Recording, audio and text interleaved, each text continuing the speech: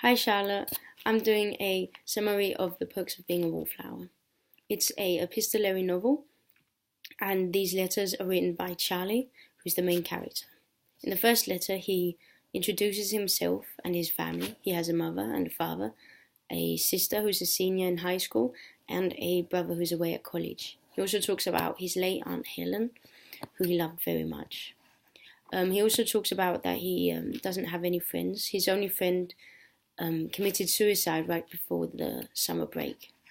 He also lightly touches upon his mental state in the first letter.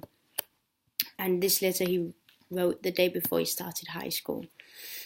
He starts high school without any friends, as said before.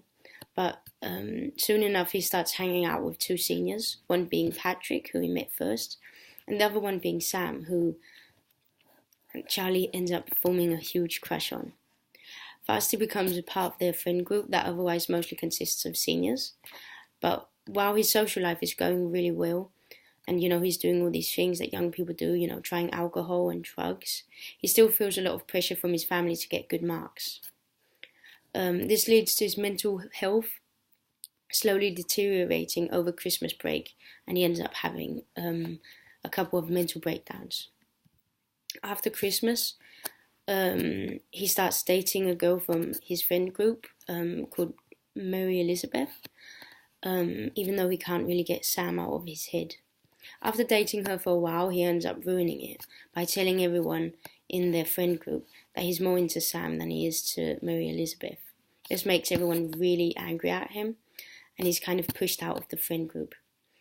But a month or so later, he makes it up to them again by defending Patrick in a fight at the cafeteria. By the end of the year, Charlie has a lot of exams and clearly feels a lot of pressure to perform well, since his marks is what is going to get him into a college when the time comes. At the same time, all his friends are leaving for college soon since they're all seniors.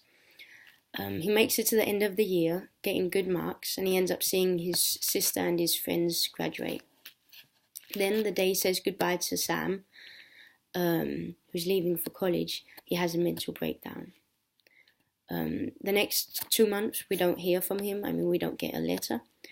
But then he writes a final letter explaining that he's been in the hospital getting help for his mental state because he had a mental breakdown.